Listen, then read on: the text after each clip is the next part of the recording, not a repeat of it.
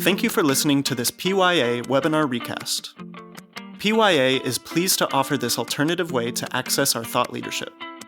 This is a recording of a previously delivered webinar. The information is accurate as of the date of the original event. The video recording, slides, and associated material for this and all PYA webinars are available on our website at pyapc.com. This podcast is for educational purposes only.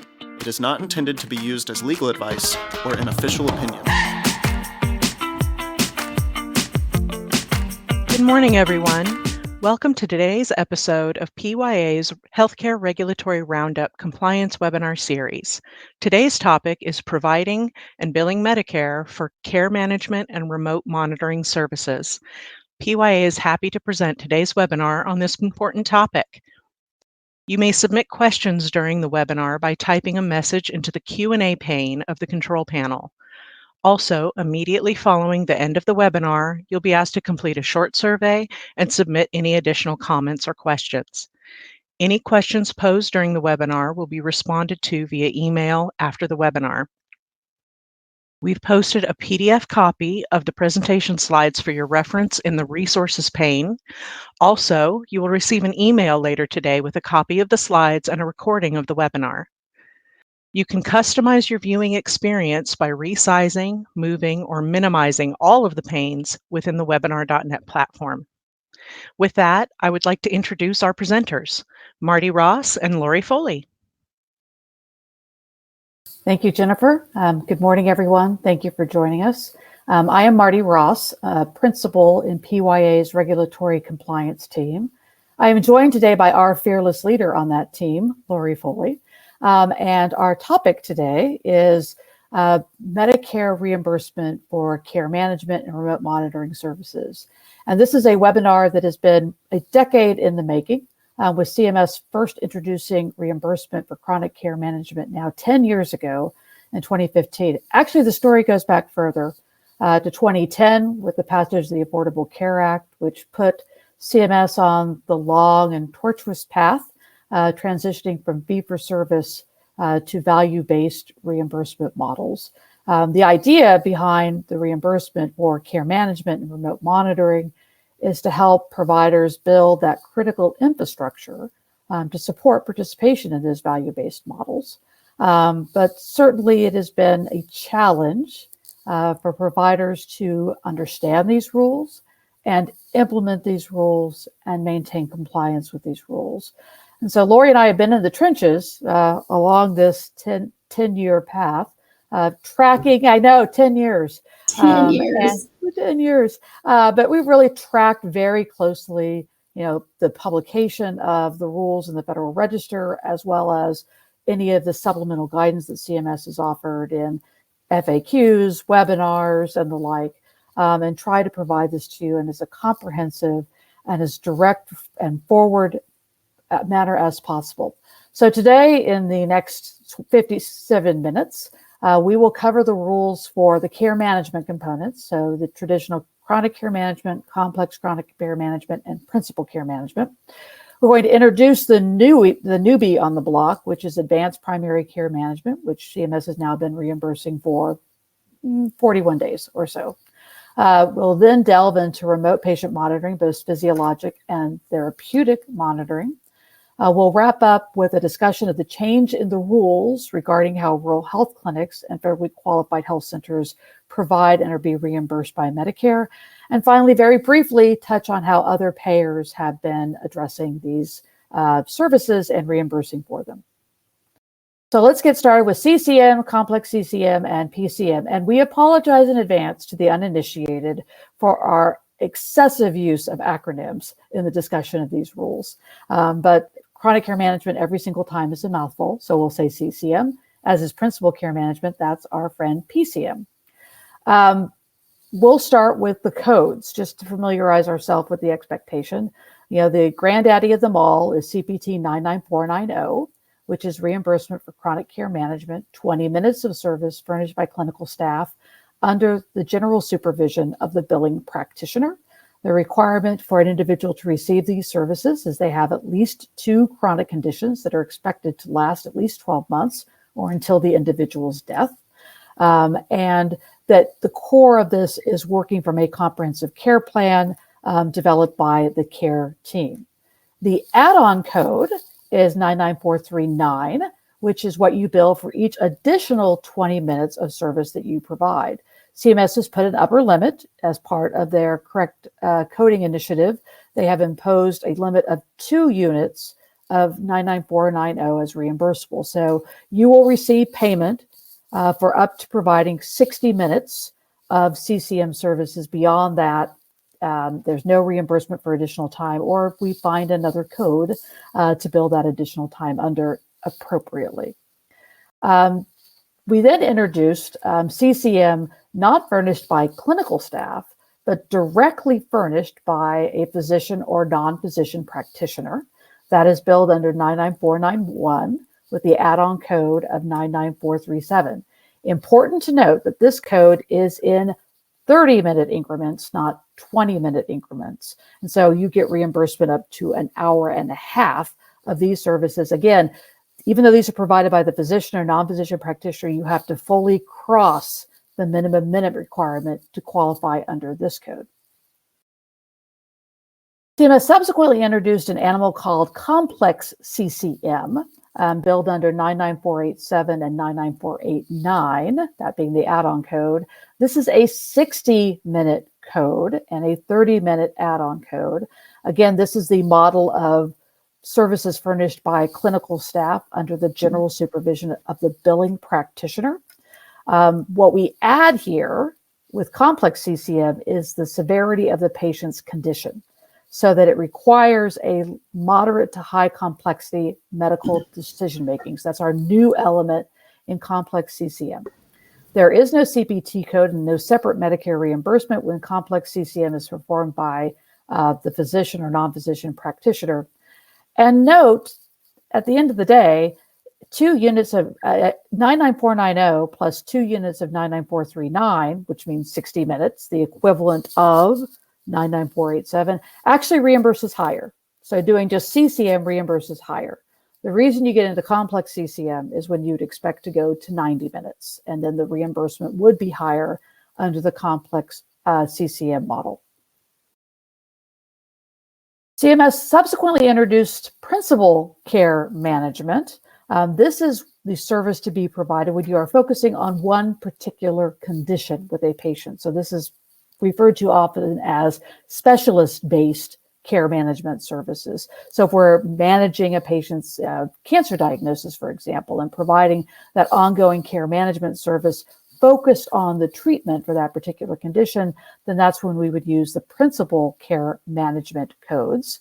This is also measured in 30-minute increments with the add-on code on 99427. Interestingly, CMS allows 3 additional units of this code. So this one actually gets you to an hour, 2 hours of providing services. Is that right? Yeah, 2 hours of providing those services. Note here, there's some additional requirements with regard to care coordination that are specifically called out with principal care management. We then have the set of codes for, there we go. We have the set of codes for delivery of principal care management by a physician or a non-physician practitioner. And again, unlike CCM, where the time increases from 20 minutes to 30 minutes, remember that principal care management is going to stay at 30 minutes across the board. So that gets us to questions regarding utilization of these codes. Since CMS created this reimbursement and has continued to develop it over the last 10 years, are we seeing significant uptake by practitioners? And what you have here is the utilization in traditional Medicare for 2022. That's the most recent data that CMS has made available. Obviously, 99490 is the dominant code. You're seeing about 100,000 practitioners have delivered this service, unique practitioners, and they've furnished the service. I said that backwards. My apologies. You have about 29,000, practitioners providing the service to about 100,000 unique Medicare beneficiaries. And on average, a beneficiary is receiving 5 services over the course of a year of the service. it sounds like big numbers until you consider what is that in terms of the percentage of Medicare population generally. There are now about 30 million traditional Medicare beneficiaries. Well, that was in 2021 for comparative sake. And we estimate that about 2/3 have 2 or more chronic conditions, meaning that about only 5% of those potentially eligible for these services are receiving CCM services today. And out of the million physicians enrolled in Medicare, of which about 360,000 are going to be your traditional PCPs, you're only seeing about 10% of those physicians that are furnishing these services today. So certainly still a long way to go in terms of adoption of these codes. There are a number of obstacles, including compliance with the specific billing rules, questions regarding the adequacy of reimbursement.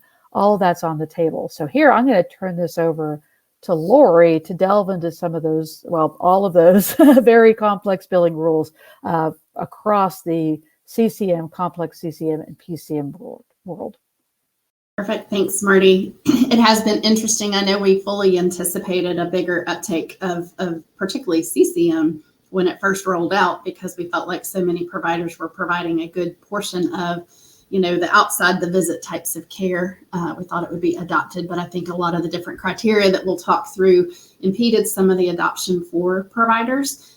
But I would say over the years, Medicare continues to try to address through FAQ and MedLearn Matters and tools to make it easier.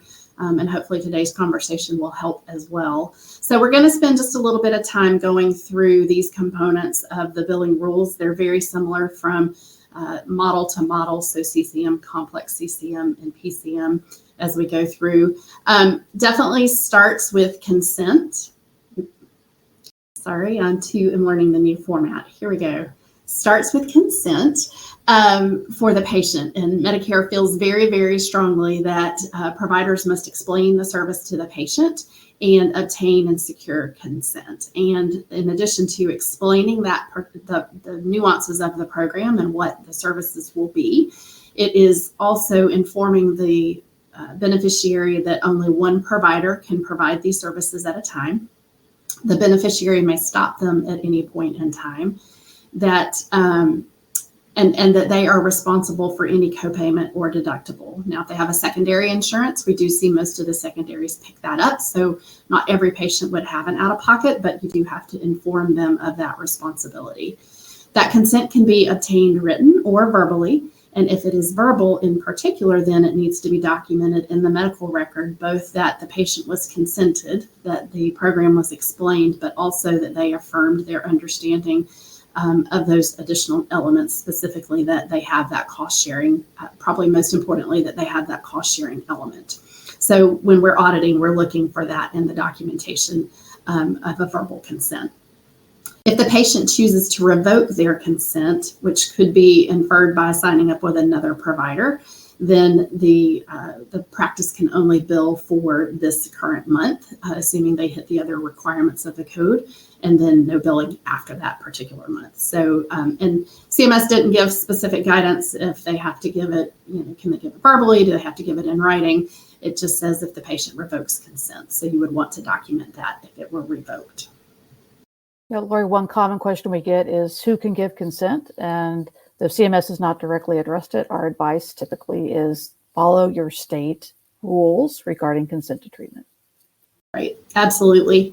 And documenting that too, if it is an individual other than the patient. So it is, if a provider has not seen a patient within the last 12 months, then an initiating visit is required with a new patient or those patients not seen within that time frame. That initiating visit can be a comprehensive E&M visit, so levels 2 through 5. It could be a transitional care management, post-hospitalization, an AWV, annual wellness visit, or the Welcome to Medicare IPP exam. It has to include, if you're having to do that at the initiating visit, that discussion must verbally include the discussion on chronic care management. The conversation or the interaction itself is separately reimbursable. You can use GO 506 as an add-on code for assessment and care planning. The preparation of the care plan is not included in that E&M visit. And it can be performed via telehealth only if it's a reimbursable service. That service is already allowed to be telehealth performed.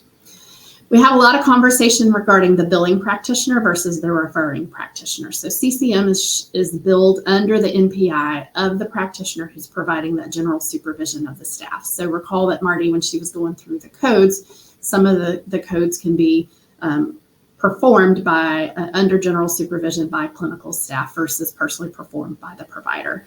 If you're doing the general supervision, then that practitioner could be different than the ordering practitioner. For example, we have groups where the practice is launching a CCM program. One physician's taking responsibility for supervision of the care teams. Those services would then all be billed under that supervising physician. It does explicitly allow for the use of case management companies. Again, making sure that those general supervision arrangements are in place so the care team has access to that physician or practitioner. And then you can use those shared and centralized services like I described in that practice. There are certain required capabilities that the practice must have related to billing for CCM, specifically the use of a certified EHR for specific purposes. CMS acknowledged that a lot of particularly at the time that these codes rolled out, a lot of the electronic health records did not have good care planning tools. So most practitioners used an external care planning tool. And so the requirement was that you have certain capabilities within the EMR itself, such as recording patient demographic information, keeping an updated problem list, having medications and allergies recorded in the record, and a structured summary of the care. But then you could use additional tools for the care plan itself, for example. The beneficiary has to have access to care, meaning they're seeing successive routine appointments with the same members of the care team. So it's not that they're just catching the next available provider and there's no continuity in the care being provided to the patient. And then additional access for 24/7 ability to reach out to the care team, regardless of the time of day or night for acute and urgent needs. The care team is responsible for following up for transitions of care. So after an ER visit, after hospitalization, sometimes that would be in a situation where where you would evaluate if you were providing transitional care management. We'll talk about codes that can and can't be billed together. If sometimes it's an economic decision, sometimes it's making sure you hit all the different criteria for those codes. But either way, making sure that patients' coordinated care as they're moving through different areas of the health system is important, including coordinating referrals and making sure that sharing information electronically with other clinicians in the care team. And that leads into that last bullet, that coordination of care, particularly with chronic care management. CCM, the care plan is intended to design and address all of the patients. So that's including coordinating with home and community-based service providers to meet psychosocial needs and any functional deficits that the patient may have. So let's talk a little bit more about general supervision. That one gets folks tripped up a little bit. And so CPT defines the person who works under the supervision of the physician or the non-physician practitioner and who is allowed by law, regulation, and facility policy to perform and assist in the performance of those services, but is not the individual who would report that service. So the billing practitioner is responsible for providing that general supervision to the clinical staff. And that includes oversight and direction of the care management program itself, ensuring that the staff has the expertise and the training necessary to perform the services that are being rendered, so that delegation of authority, the ability to be available to address any staff questions or concerns, any care issues that get elevated. They don't have to be physically or virtually present when the staff is providing those services, or to review and sign off on documentation one by one, but they do need to be actively engaged in the program, in the staff supervision, the training of the staff, and then interacting with the patient in the care plan or through the care plan. And we'll talk about that a little bit more when we talk about audit risk. You know, Lori, we've talked to folks about this general supervision, trying to draw an analogy to the state licensure, that a physician can delegate specific tasks as he or she believes appropriate. It's that the individual to whom that activity is then delegated, it's still the physician's license on the line. And so that's sort of the analogy here is that, yes, you can delegate these care management responsibilities, but appreciate billing practitioner. It's always going to come back on your license, whatever they do.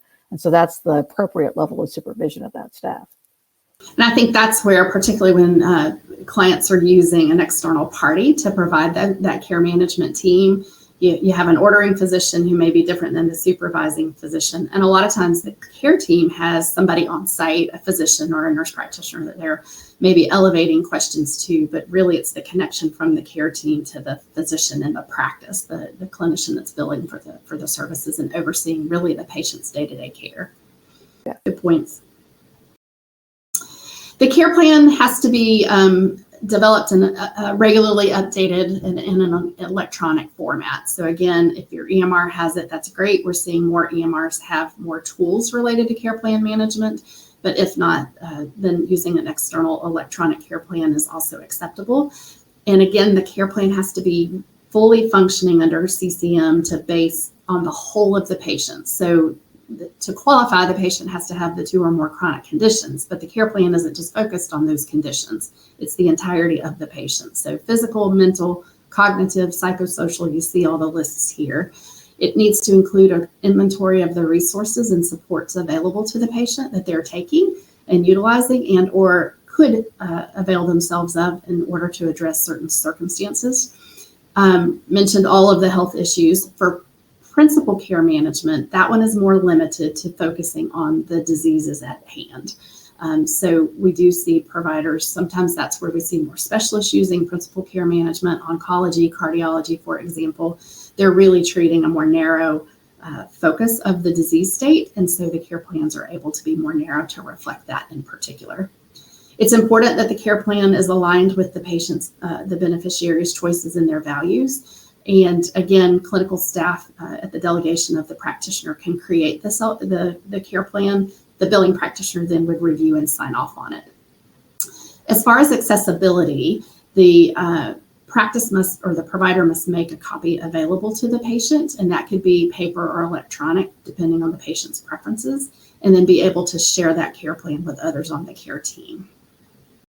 Yeah, CMS has been pretty quiet in its guidance on CCM and its related services since the pandemic. But one clarification they made this year that I thought was really interesting was with regard to the authorship of the care plan, noting that clinical staff can develop the care plan and then can be submitted to the billing practitioner for review. So just and I think operationally, most inferred that, but it was nice to have it tied in a bow. I love it when it's actually on paper. Tied in a bow. No gray area right there.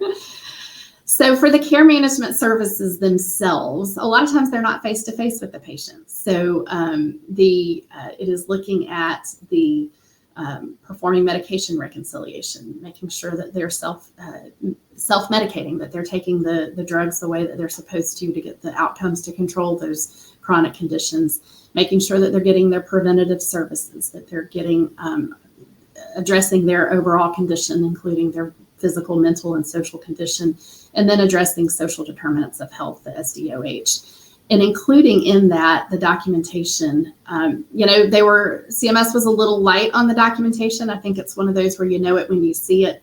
At a minimum, it should include the date and the time of the interactions. We recommend start and stop if it's feasible, but sometimes it's not. But having a good accounting of the date, the time, the person performing the services with the authentication of that individual. So if it's a medical assistant, an LPN, that gets noted, and then a brief description of the services. It doesn't have to be a diary of the whole day or the whole interaction, but looked at this, interacted that, responded to the patient, communicated with the physician. Those are all examples of good documentation. We did reference the requirement that the services be performed if you're using Incident 2, that you are using the clinical staff. So for example, the receptionist's interaction with the patient to coordinate to the care team doesn't count for these care management services. I've heard more. I'd love your view on this, Lori. This question's come up more and more about these assumed time rules, especially with care management companies. They'll say, if we do X, we assume it took X number of minutes, and that's how we record the time. What are your thoughts on that one? It is an interesting conversation. It's one where I have worked with clients that have done time studies and then record that. So over a period of time, here's how long it took. So then they got a little more comfortable with, some predetermined times to do these particular things. And then they updated those time studies on a regular basis. I felt like that's a reasonable paper trail, but I think it comes down to risk tolerance. We are always happier when we see real time and knowing that every phone call is not 5 minutes. We know that sometimes it's 8 and sometimes it's 2. So good tools help with that as you're counting those minutes. They could include face-to-face services as long as it's not, associated with another visit. So for example, you could count time associated with an E&M visit towards care management services. So we would usually see those face-to-face as the exception, not the rule. Again, you don't necessarily have to interact with the patient. You could be interacting with the patient's family or caregivers or other providers, referral sources on behalf of the patients. Those minutes would count. If 2 people are talking together, if Martie and I were having a conversation about a patient, we both couldn't count our time. Only one of us could do that. You would not, again, include time that's part of another CCM or PCM service. You can aggregate minutes across multiple days, but you can't round up. So if you get to 19 minutes, you can't just roll up to that 20. So you need a solid documented 20 minutes. Same for those add-on codes that Martie discussed earlier. You need it to be specific and documented in that area. And you can't carry time over from month to month. And then if, at first, Martie, I don't think we had clarification when it first came out. If you were doing something that inured the benefit of 4 or 5 patients, how you counted that. But we did get later clarification that if you're doing something that benefits more than one patient, you divide the minutes by those number of patients, and then that's how many you could count. So if you're doing 5 minutes for 20 patients, you couldn't give 5 patients, you couldn't add it on to every single one. Right. And just note, every single one of these bullets ties back to an actual statement by CMS. So these are, in fact, points they look for in terms of auditing. Yep. Double dipping, again, we mentioned at the onset, only one practitioner can bill for CCM for the same patient during the same month. And you cannot bill for chronic care management and principal care management. One practitioner can't bill for both of those for the same patient during the same month. One practitioner can bill for CCM and another can bill for PCM as long as they're different, addressing different states and different issues, even if those practitioners are part of the same group practice. You can't bill CCM and PCM during the same 30-day period as home health care supervision, hospice supervision, and ESRD services. And you can't count time spent assisting if the patient is inpatient in a hospital, part of a Part A SNF stay, or if they're also receiving transitional care management services. I think the only caveat that we've identified to that last bullet is if a patient discharges in the end of, you're providing transitional care management, the end of their 30-day period for the TCM is, say, mid-month. And then between that and the end of the month, you spend an additional 20 minutes that is not overlapping chronologically. Then you could potentially bill that 99490, but you would want to make sure everything lined up correctly. Note that list of excluded services used to be, 3 times as long? It just slowly whittled it down. So be sure you're staying on the most current advice. And I think they were doing that trying to encourage adoption. I think that was one of the reasons that it became too tedious to keep up with. So we talked earlier about you would submit the claim under the NPI of the practitioner who's providing that general supervision. The place of service would be where the face-to-face visit normally would have occurred. And then the date of service could be any date within the calendar month after the minimum time threshold is satisfied. And so, and remember, if you're doing those add-on codes, they've got to be attached to the primary CPT code. So you would, most people wait towards the end of the month to make sure they have all of the minutes to do the math and figure out which units and which codes to bill at that time. And CMS continues explicitly over and over with all of these care management discussions to say they do not have the authority to waive copayment for care management services, that is beyond their purview and control. So they continue to put in those protections that we talked about with the consent, making sure that that's documented. But for now, that continues to be a factor where patients are responsible for that copayment. Guess we just need another pandemic to waive the We had some key changes, but let's not. But, talking about the pandemic, that's a good segue, Martie, into this. We are starting to see more enforcement of CCM in particular. If you think about, we talked about it started in 15, it really kind of got some traction, 16, 17. We were starting to see some inquiries and audits of chronic care management services, and then we did have the pandemic. So that put a stop to it. They changed, there were a number of flexibilities during the pandemic related to that. We've seen obviously that transition. So we are beginning to see more inquiries into CCM. This in particular, this case, for example, is resolving claims that they were using staff that were outside of the US and who were not qualified to perform tests. This was related specific to cardiac monitoring. We do see, we've had inquiries or seeing challenges related to documentation of the care plan not being customized to specific patients, allegations of roster billing, because it is easy for folks to come in and say, you've got, this many patients that have more than 2 chronic conditions, let's roll them in. And then it didn't show the one-on-one patient care as they were going through. So we expect to see this continue to increase now post-pandemic and probably start to get some of the other care management, the principal care management in particular, now that it's been out a little bit longer. So a couple of things just to look out for that we see from a billing compliance perspective. So patient initiation is really making sure, again, that you've seen that the billing practitioner, the practitioner has seen the patient within the last 12 months, or that there's the discussion of CCM and that is documented in the record. The other thing is making sure that if you are audited and the records are requested, that you're including that consent documentation, which could be months in advance of the date of service that they have requested records for. So if you're preparing your team, you just need a checklist that says, here are all the elements we need to make sure we send that patient consent, the patient initiating visit, the supporting documentation, understanding it could be, you're looking at multiple dates of service to pull that full record together.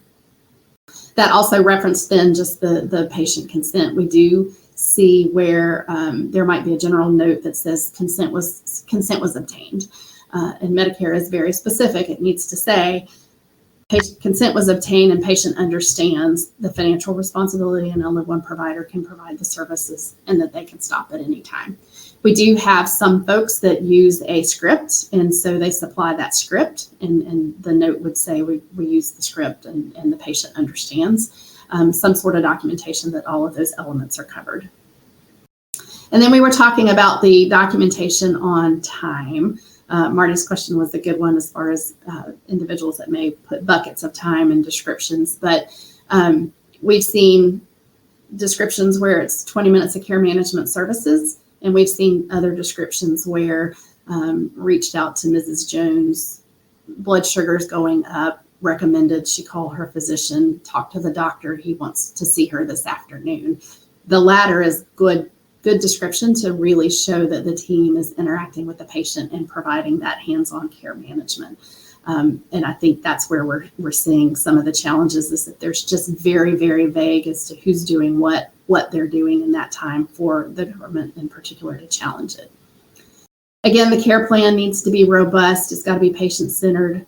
For CCM in particular, it's got to cover a lot of the different dynamics, all the different, the whole of the patient. We talked about making sure that the staff are eligible to bill. It has to be eligible practitioners, eligible staff. That varies depending on those CPT codes, not inflating that time, and then that supervision. We just can't stress that part enough, making sure that it's that person who's supervising the care and that's documented so that you can go back and say, here's how we structured our program, here's the team that was providing the day-to-day services, and here's the provider that was doing it and how they intersected between those two. Woo, that's a lot on chronic care management there, Martie. Well, let's talk about the new kid on the block then, Advanced Primary Care Management, or new acronym APCM, Again, we're now a month and a couple of weeks into billing for this. I got to give CMS some kudos, though, because they've actually issued some nice guidance, being pretty direct in explaining this. There is actually a web page CMS has stood up which specifically addresses advanced primary care management. And a lot of the content we're going to talk about comes from there directly. So this is an attempt to take a value-based model and put it in a fee-for-service world. Because as you are well aware, CMS, through primarily the Center for Medicare and Medicaid Innovation, has rolled out a number of primary care-based alternative payment models. And those typically involve a capitated payment to the primary care practice based on the number of Medicare beneficiaries for whom that practice provides services. And that is typically determined by attribution. So who provides the most primary care services to this beneficiary, they're going to be attributed to that particular practitioner. So how do you take that model, the good stuff from those alternative payment models, and bring it to a fee-for-service world where you can't do attribution? And the answer to that is CMS's model for APCM, which they first rolled out in the proposed rule last year. So this is a vehicle for providing fee-for-service reimbursement to support a practice's infrastructure to do that team-based, patient-centered care. And they accomplish that with 3 new codes that you would bill on a monthly basis. They are based on the level of patient complexity, not the level of service provided. Where did that come from in the fee-for-service world? So it is a very novel approach CMS is taking here. There are the 3 codes, the 3 G codes. The first is for patients that have no chronic conditions, so sort of your run-of-the-mill Medicare beneficiary. Those that have multiple chronic conditions. And then a third category are beneficiaries that have multiple chronic conditions and are qualified Medicare beneficiaries. Who are these folks? These are your dual eligibles. These are the ones for whom you can never bill them personally for their copay or deductible, that in fact you have to bill the Medicaid program instead for that collection. For these codes, there are no minimum monthly requirements. Of course she decides to bark right now. I apologize for that. But this is the uniqueness, is there's like no particular service thing you have to do in a given month to bill for the code.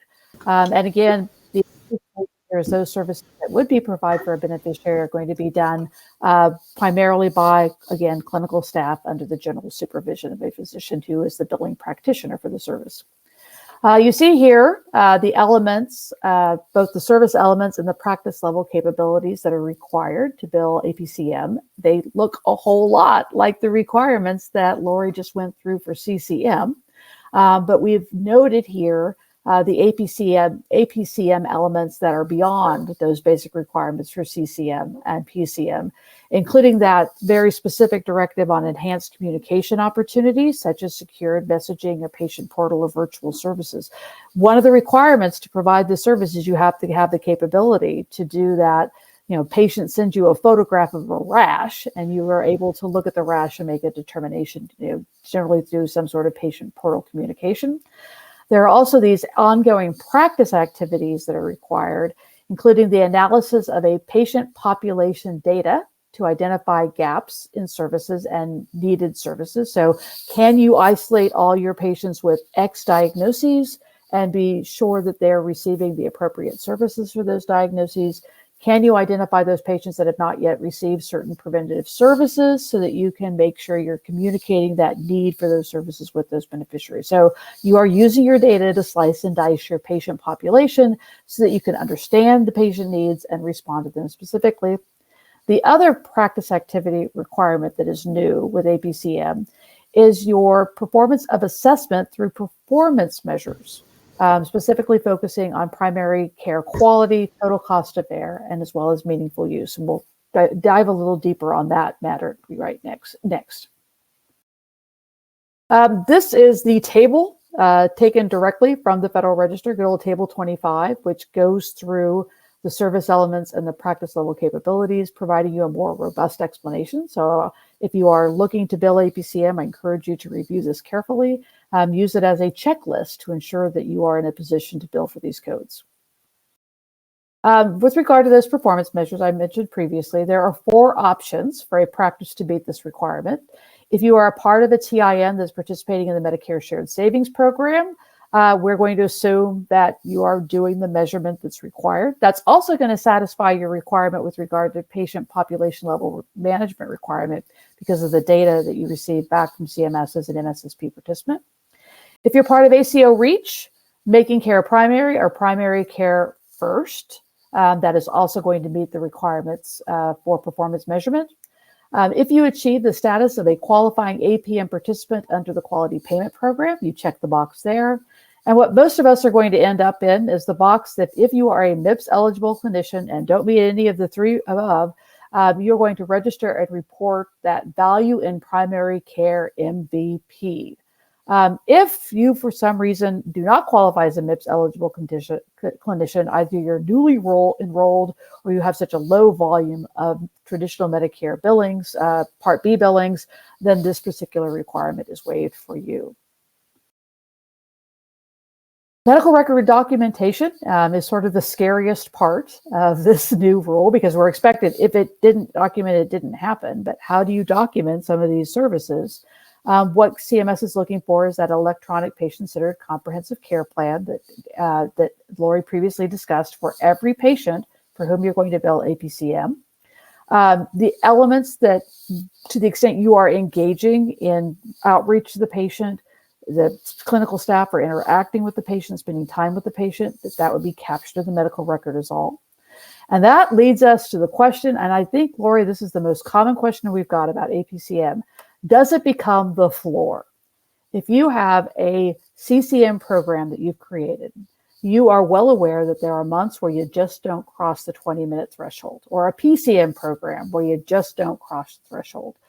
Are we now effectively creating a floor that allows that practice to bill for APCM in those months where they don't cross the 20-minute thresholds? They're still tracking time like they would traditionally under CCM. But now, can you then add this as a floor? We've cited here the language from the rule, which leads us to conclude that, yes, it can be a floor so long as you've met those additional practice requirements that are called out specifically for APCM. Billing for APCM, remember that submitting the claim means that you are attesting to CMS compliance with all required practice capabilities. So meaning if you bill for this and you don't meet a practice capability, you've submitted a false claim, and we all know where that goes with a false claim. You're going to bill this code once per calendar month. There is no add-on code for APCM. It has to be billed by that practitioner who has assumed responsibility for the beneficiary's primary care. A billing practitioner and another practitioner in the same practice at the same specialty cannot bill certain services in a month in which APCM is billed. These are not any surprise, right? It's CCM, PCM, TCM, as well as those other services that are related: interprofessional consultation, remote evaluation of patient images, and virtual check-ins and e-visits. You still can bill separately for the remote patient monitoring codes, as well as behavioral health integration and interprofessional consultation. Again, as we said again over and over, Medicare cost sharing still applies to these services. Why CMS can't partner up with the U.S. Preventative Task Force and decide that these are preventative care services and this way? Okay, sorry, I've been on that soapbox a few times, haven't I? Here's show me the money, as they say, but here's the current reimbursement across all the codes that we have discussed. Remember, if these look lower than 2024, it's because they are. These reflect that 2.83% reduction in the conversion factor for 2025. Fingers and toes still crossed that Congress will come around and provide an appropriate raise on the Medicare physician fee schedule. Also, just call your attention to the OPS payment for certain of the care management codes. If furnished in a hospital outpatient department setting, there is the opportunity to bill for a corresponding APC, and the reimbursement, the national payment rate, is reflected here. Of course, all the rules about hospital outpatient departments that are off campus and grandfathered and all of that apply too. So these are just the baselines for you to look at. Last but not least, on the subject of care management services, we would refer you to our just updated white paper on providing and billing Medicare for care management services. Lori and I think this is year 9. I think we may have lied when we said it was year 10. Yeah, but it's year 9 for this puppy. And we update it every year with the current rates, plus any communications we've seen from CMS. So we think it's everything in one. It's had this in the kitchen sink when it comes to these billing rules. And this year, thanks to Lori's very good insight, we highlighted in yellow the specific content that's new for 2025. And we did this year go into depth on APCM. So you'll see that addressed in the white paper as well. And last, but just to note that in your resources pane, you'll see a link or at least a PDF copy, I'm not sure which, to the white paper, the updated version. Okay, enough on that. Let's switch gears with our remaining 15 minutes and talk about remote patient monitoring. Very briefly, remember we have remote physiologic monitoring. This is the collection of physiologic data from an individual related to either a chronic or an acute illness that is used then in developing and managing that patient's condition. So you're actually using the data. The two words Lori and I come back again and again to with remote monitoring is medical necessity. There has to be a reason to monitor the condition, and the data that is generated from the monitoring must in fact be used in addressing the patient's condition by the treating practitioner. We go back to that again and again and again when questions arise about the appropriateness of certain monitoring. Note here the specific device requirement CMS has proposed. It must be a medical device under the Food, Drug, and Cosmetic Act, but not necessarily one that has been cleared. If the clearance requirements apply, then it certainly needs to be cleared, but it doesn't necessarily have to be an FDA cleared device. The device for physiologic monitoring has to be capable of uploading patient physiological data automatically. It's not the patient self-recording and then transmitting the data. It's the device that's taking the blood pressure, not the patient taking the blood pressure and then entering the result and transmitting it. And then finally, that device has to be capable of generating or transmitting daily recordings or an alert if the beneficiary's values fall outside some predetermined range. Additionally, the rules regarding ordering and consent for RPM, the service must be ordered and billed by an eligible practitioner. That includes physicians and non-physician practitioners who are eligible to bill for E&M services, as well as RHCs and FQHCs, more on that later. You must have the established patient relationship. That's distinct from the CCM initiating visit requirement, but you have to be in a position of, it's the definition that we use to determine whether you bill a new patient for an E&M service, either as new patient or established patient. So they've received professional services within the last 3 years from the practitioner or a billing practitioner in the same practice in the same specialty or subspecialty. And keep in mind this idea of referring practitioner versus billing practitioner and the potential issues there of who has the established relationship with the beneficiary. And similar to all the CCM, PCM codes, you also have to obtain consent prior to or at the initiation of the services. Same rules that Lori discussed previously.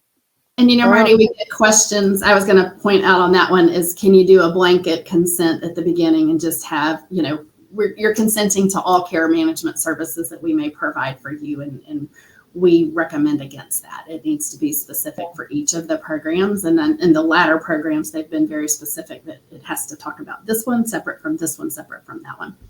Lori, I hate to do this. I'm going to go back to APCM real quick, and I should have pointed that out. This idea of APCM being the floor, only if you have consent exactly. for the patient for APCM in advance, right? So you'd need a CCM and a separate APCM consent is what we recommend for folks. Sorry about that. Didn't mean to digress. Nope, it's important. I think that we hit on that. So just to run through the codes again for everyone's benefit, 99453 is the service initiation code. And so that is for where the practice is helping the patient by setting up the device and educating the patient on the use of the device. There are no assigned work RVUs, so they are not anticipating these services to be provided by the physician or a non-physician practitioner. They're anticipating it to be staff because there is only that practice expense included. It is reported only once for each episode of care, even if multiple devices are provided to the beneficiary.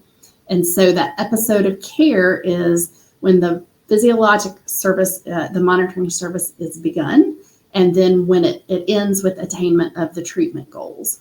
And it can only one provider can be reimbursed for the same patient during the same period of time.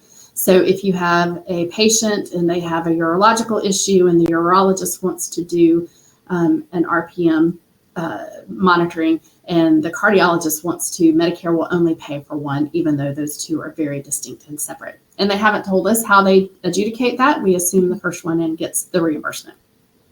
Very important is that the device must collect and transmit at least 16 days of data in a 30-day period before this code can be billed. So you see the patient on day 5, you have to have 16 days worth of transmission. So the earliest you could bill this code would be, say, day 21 within the month. And it's counted on a 30-day period from the date on which the data is first collected. So you'll see we have some calendar month and some 30 days as we look through these. So keep that in mind as we move forward. 99454 is for the data transmission. And so that's for the provision and programming of the device to get that daily recording or those alerts that Martie referenced. And again, the device has to collect the data and transmit the data, no patient intervention in that process. Again, practice expense only. It's not assigned any work RVUs. Billed once per 30-day period, even if those multiple devices are used, and must also meet that 16-day requirement. So if only 14 days are gotten within a particular month, then and 2 more days are added on, and it bleeds over. That 30-day can bleed over across 2 months to get that, but you have to have that 16 days. There's been a lot of push in rulemaking to try to get that 16-day number lower. If that's something important, the next time Medicare asks for comments, that would be something to submit on individually. There is 99091 for data analysis and interpretation. And so there is, for the analysis and the interpretation. It's a minimum of 30 minutes of time in a 30-day period. There are no add-on codes, but of note, it must be performed by the physician or NPP or clinical staff incident to, provided those requirements are met. The key here is the direct supervision. And so I don't know, Martie, I don't see this one actually used a terrible amount, just because the other codes tend to lend itself more, I think, to most of the programs, and that direct supervision is the key challenge, I think the key limiting factor. Yep. Shame on me, Lori, because this slide talks about the direct supervision requirement. It has been extended by CMS. The virtual direct supervision has been extended through the end of 2025. Right. Then we can do it virtually, right? Yeah. But still has to be available from a direct versus general supervision as the other codes that we were talking about. And again, appears to include that collection and transmissions of that 16 days of data as a precondition. Not as clear there, but that's how we're interpreting it. So then we pivot. Medicare this past year gave very clear guidance that the treatment management codes 99457 and the add-on code 99458 are not limited by that 16 days of data rule. It is for 20 minutes of care management. Yeah, that was a big win, or clarification that 20 minutes of care management, again, under general supervision. And it must involve at least one live communication with the patient during that 20-minute period. So it doesn't mean that all 20 minutes have to be live interactive, but at some point you have to have connected with the patient. That connection needs to be documented as to who, when, the nature of the communication, and that communication must occur using a real-time synchronous two-way audio interaction. So meaning it can start off, for example, with a phone call, but you have to have the ability to turn on a video and interact via video or other data transmission with the patient during that interaction. Again, only one provider can be reimbursed for 99457 for the same patient during the same period of time. And you can bill 457 and other care management codes, provided you've got distinct documentation separating the type of care management that you're providing. You're not double counting that time, that it's very clear. So one way to think about the differentiation between chronic care management and RPM can be a tool used in chronic care management. if you're not doing all of the activities related to chronic care management, it may just narrow down to the remote physiologic monitoring. And then you can use up to 3 units of 99458, essentially under a medically unlikely edit is where we see we're seeing payers limited up to the 3. And then 99457 and 99091, it's interesting, that's where Medicare and CPT have a little bit of a conflict. The CPT code book says 99091 and 99457 cannot be billed for the same time period for the same beneficiary. However, CMS explicitly walked through a scenario where they felt there may be some instances where there's very complex data. It takes additional time for analysis and interpretation by the practitioner, and that they feel like 99091 and 457 can be billed together in that 30-day period.